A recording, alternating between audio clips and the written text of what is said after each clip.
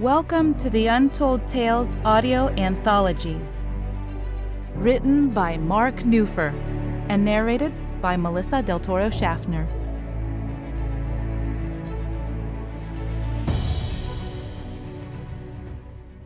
Chance choices. Is this seat taken? I asked.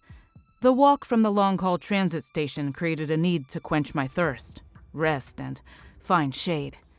I'd been given a voucher for breakfast at a place called Colony. Standing elbow to elbow at the counter wasn't appealing, but the coffeehouse tables were full, except for one in the patio's corner next to the sidewalk. He sat alone. 3 empty chairs stood as sentries. It never entered my mind why nobody else advanced the same question under the crowded awning. Without looking up, he waved a hand in a universal outward offer. A surrender of his island to me, a new arrival marked by a green wristband. The rattling scrape of metal chair legs raking on cement acknowledged my acceptance of the seat across from him. A pleasant position to give me the breeze and a view of those passing by. No one hurried or had a forward-leaning attitude to imply things needed to be done, even though everyone knew there wasn't much time left. I studied my table-mate over the rim of my cup. I sipped while he engaged with his tablet, swiping, pausing, tapping. Nothing terribly notable. An average man, easily forgettable and unremarkable in a group. After some seconds or a minute, shorter than a minute, longer would have been rude and my cup less full, he raised his head. Those eyes, unforgettable, piercing. Vacant? I'd seen pictures, knew what they signified, why they'd been designed as unmistakable beacons. Before being resettled, my opportunity to chance upon an artificial person, an AP, had been as slim as rain falling on the scorching sands of New Chicago. Sands so familiar in my first quarter-century existence, now far away and blowing away. How to proceed? Fake my way? Utter a half, slightly less than dismissive word? I couldn't see the reaction of those behind me, the other morning sippers and munchers. Had they seen my transport bag? Taken me for what I was? Accepted I wasn't responsible for knowing social protocol? Though I didn't turn my head, the light rattle of dishes and conversations didn't change. No sudden pause. I took that as a sign I wouldn't be ridiculed or accosted for making a cultural misstep. Seeing my discomfort, he rescued me. A slight smile, a knowing, a whisper shared. There are many descriptive words which begin with an A, he said. Augmented, advanced, accepted, abomination. Make your choice and live with it. My name is Fuller. Yours? This stuck as more than a challenge of some bias, not an accusation, but rather an overture for exploratory dialogue. It was my choice whether or not to walk through a door held open. Adapted, I said. My name is Thomas. He laughed and leaned forward with serious intent. Agnostic. Looking back, I understood so much from him from that one word.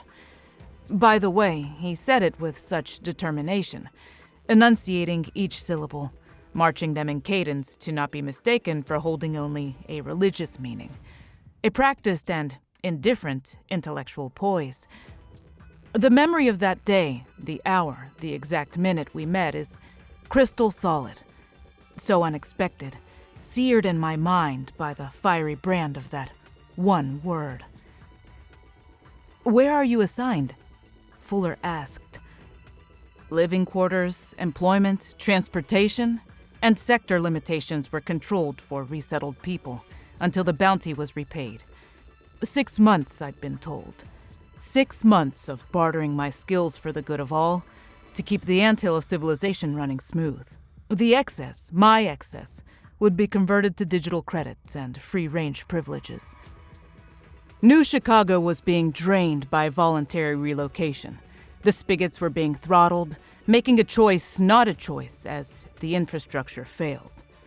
Easier to let it degrade than replace or repair.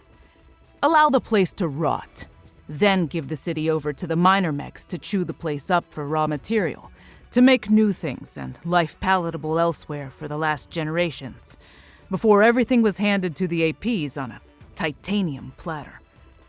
I answered his question.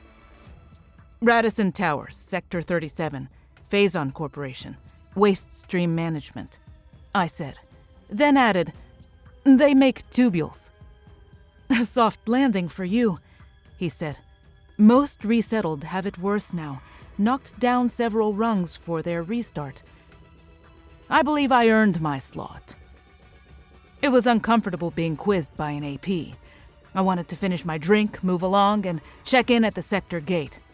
Then he said something curious at first, then startling, then sharp-edged. We don't hold beliefs. They didn't tell you that, did they? A statement. It makes us more efficient. He sighed and ran his fingers over the table's edge as if searching for imperfections, a single grain of salt. An unintended consequence, he said. We need proof before accepting anything. He flicked his hand, brushing away an annoyance. The way our minds work. Why point out our differences? We're all supposed to be equal, keep things going until a cure is found, to put humanity back on track. Was he testing me? A new arrival? Playing some twisted game? I leaned back and said, I don't harbor prejudice. I won't deny you your place. Thinking this would cap the subject. Like everyone, I'd learned the proper mindset, the way of cooperation in school. The way had taken 3 generations to instill. Ancient history to me. Some radicals still held out in forgotten corners, left to short, brutish lives. He accepted I wasn't biased and said, Nor I. Yours. APs aren't benchwarmers anymore, not fill-ins for the fertility deficit. PV-25, the primate virus, the initial cause of the downward reproduction spiral. Days and weeks could flow by without me thinking about it, without worrying about the end rushing toward us. Just part of the normal. Like everyone alive, I'll be long dead. His statement about beliefs sounded like bullshit to me. Even if the APs have an extra pair of chromosomes, 24 to our 23, they're still human. The purpose of their creation was a workaround. My passage and position here were enhanced with preferences given to semi-fertile men and women. Those above the 10% probability line are selected for remating, hoping for a turnaround by artificial selection. That's where true prejudice lies. Prejudice and resentment, the yin-yang. Murder of a fertile brought speedy trials and faster summary execution. My thought track rankled, disturbed. I made to stand. Please, stay, Fuller said, pointing to the local station across the street. Transportation to your sector isn't scheduled for another hour. Though the morning commutes were thinning, vacating tables, I said, I should make room for others. This is mine, the owner's table. No one will sit here unless invited. He smiled, genuine this time. After all, this is your last free day for a while. Enjoy. There's someone I want you to meet.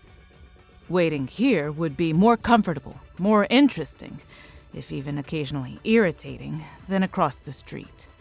Plates of fruit and pastries landed between us, set down by automated servers. A fresh cup of coffee replaced my empty one. Fuller tore off the end of a croissant and buttered the exposed softness. I noticed his fingers were long, slender, moving in fluid concert, almost pleasant to watch. By unspoken agreement, we ate in silence until his guest arrived. Until Una arrived, to change the world. She moved as gracefully as Fuller's fingers, a sway and flow, seeming to belie gravity. She wore a loose coverall that did nothing to hide her litheness, her athletic grace, and her form. She reached across the table. I reciprocated for a handshake.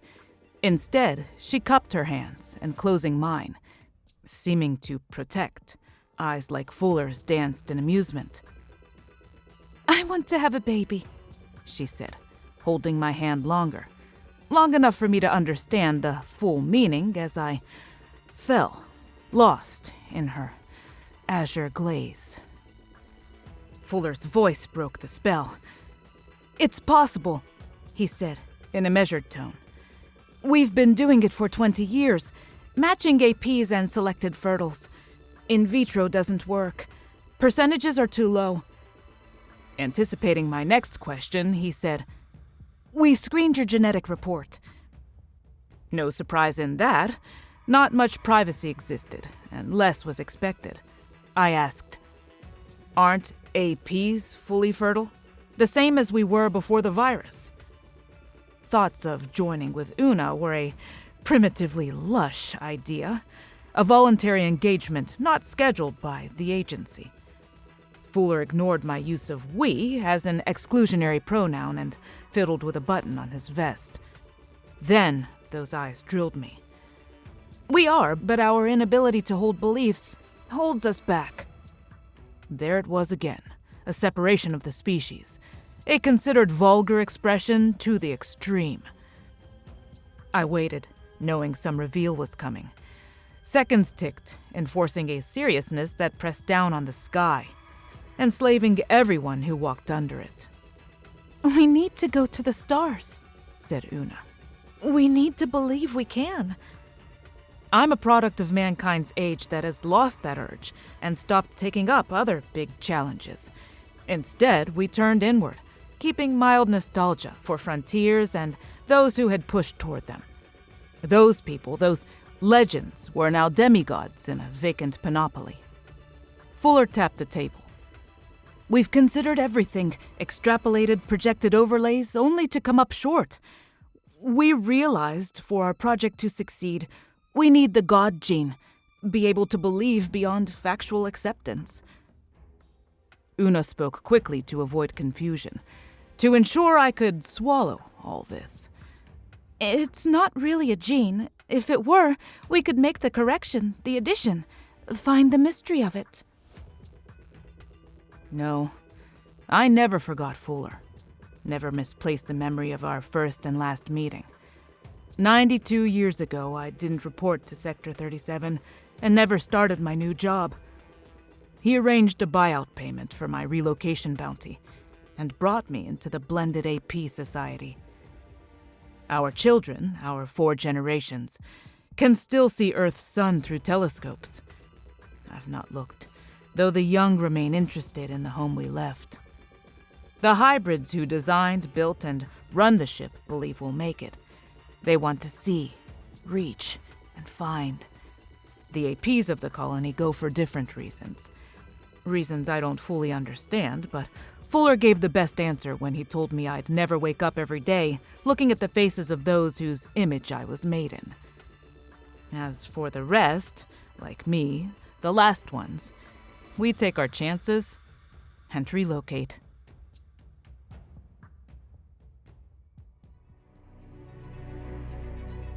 Thank you for listening. We love our listeners, fans, patrons, and supporters. We'd like to hear from you and let us know what you think.